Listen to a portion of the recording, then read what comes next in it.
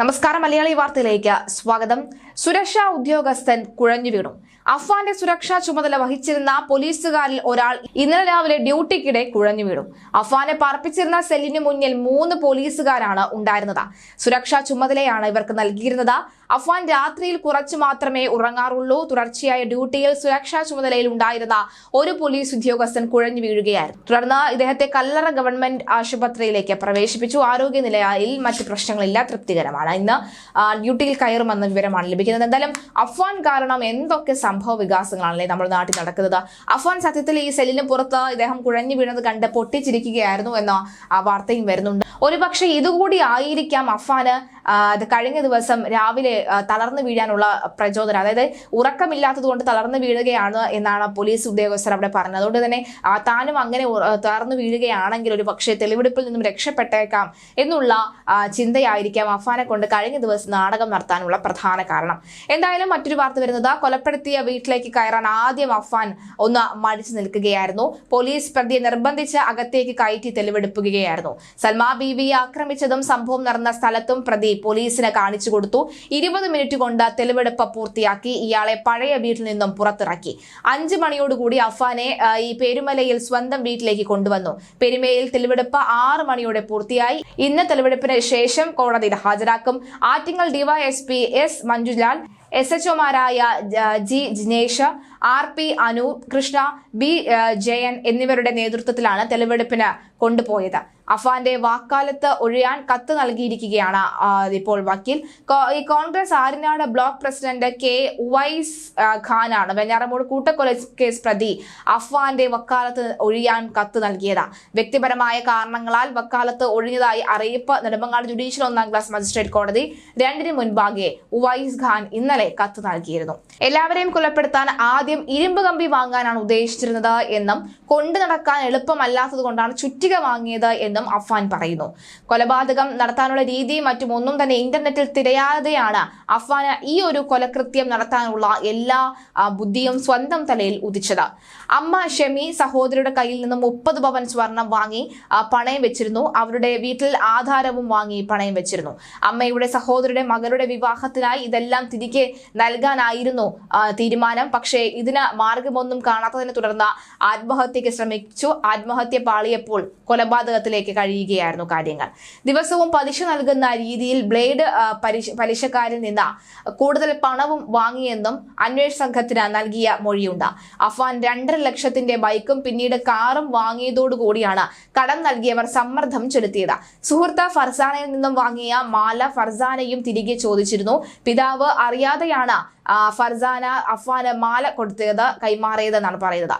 പിതാവ് ഈ കണ്ടുപിടിക്കാമെന്ന് പറഞ്ഞാണ് ഫർസാന സമ്മർദ്ദം ചെലുത്തിയത്.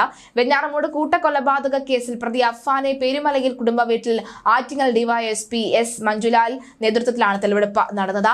വെഞ്ഞാറമൂട് കൂട്ടക്കൊലപാതക കേസിൽ പ്രതി അഫ്വാനെ ഈ പെരുമലയിൽ കുടുംബ വീട്ടിൽ ആറ്റിങ്ങൽ ഡിവൈഎസ്പി എസ് മഞ്ജുലാലിന്റെ നേതൃത്വത്തിലാണ് തെളിവെടുപ്പ് നടത്തിയത്.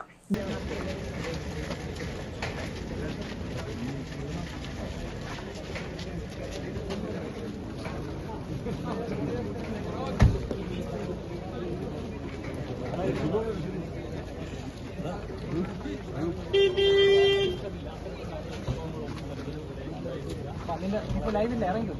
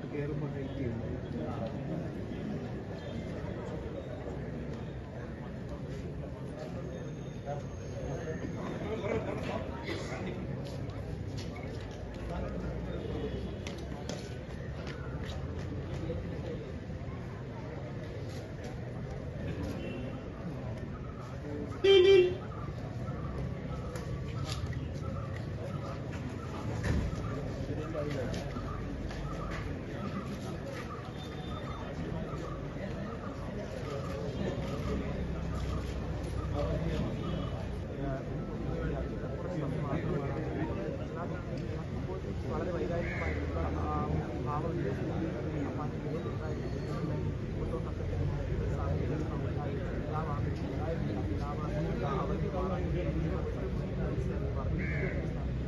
ആശുപത്രിയിലേക്ക് പോയി സമയം മാത്രമാണ്